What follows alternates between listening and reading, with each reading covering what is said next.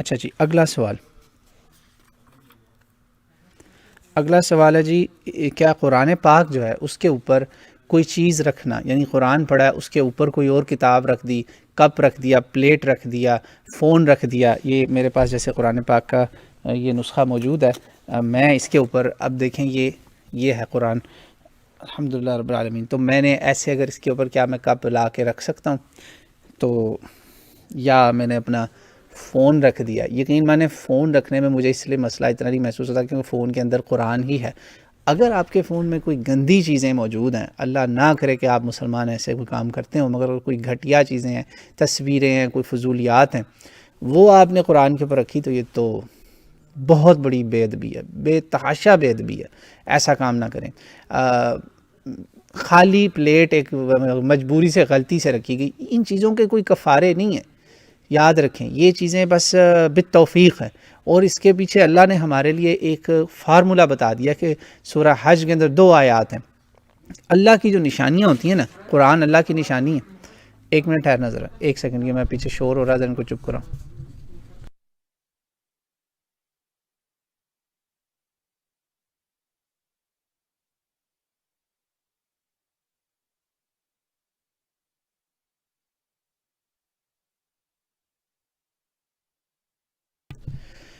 اچھا جی،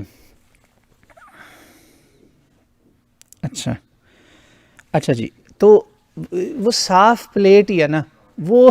کہیں رکھی گئی تو خیر ہے، اب فارمولہ کیا ہے، ایسا ہم کیوں کرتے ہیں؟ اللہ تعالیٰ نے قرآن پاک میں ہمیں کہا ہے وَمَن يُعَظِّمْ شَعَائِرَ اللَّهِ فَإِنَّهَا مِن تَقْوَى الْقُلُوبِ، جو اللہ کی نشانیاں ہوتی ہیں نا، قرآن اللہ کی نشانی ہے نا، اس کو دیکھ کے آپ کو اللہ ہی یاد آتا ہے نا، اللہ کی کتاب ہے، اس کی جو تعظیم کرے گا نا، اس کو اللہ تقوی نصیب کرے گا، اور دل کا تقوی، سبحان اللہ، اللہم آتی نفوسنا تقواها، التقوی ہا ہونا، صحیح حدیث کے الفاظ ہیں، یہاں ہے تقوی، صحیح مسلم کے غالباً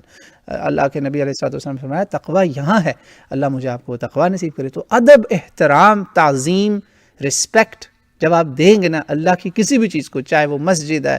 مسجد حرام ہے، مسجد نبوی ہے، خانہ کعبہ ہے، صفا مروہ ہے، میدان عرفہ ہے، قرآن ہے، اللہ کی کتاب ہے، اور اللہ کے انبیاء بھی سارے اللہ کی نشانیاں ہی ہیں نا، اللہ کے بھیجے ہوئے لوگ، ان کو دیکھ کے آپ کو اللہ یاد آئے گا نا کہ وہ اللہ کے بندے آئے ہیں اس دنیا پہ، چنے ہوئے اللہ کے بھیجے ہوئے لوگ، تو آپ نے ان سب کی تعظیم کرنی ہے، تعظیم اور ادب، بس ادب ہی پہلا قرینہ ہے ساری چیزوں کا، بے ادب بے نصیب، با ادب با نصیب۔ اللہ تعالیٰ مجھے آپ کو ادب کی توفیق دے، جتنا کر سکیں اتنا ہی کم ہے، اس پہ فتویٰ نہ کسی پہ لگائیں، کسی بیچارے نے اگر بھول کے کپ رکھ دیا تو اس کو نعوذ باللہ یہ نہ کہیں کہ تم نے گناہ کبیرہ کر دیا، اس میں گناہ کی بات نہیں ہے، ساری ادب تقوی کی بات ہے، اللہ تعالیٰ ہمیں توفیق دے۔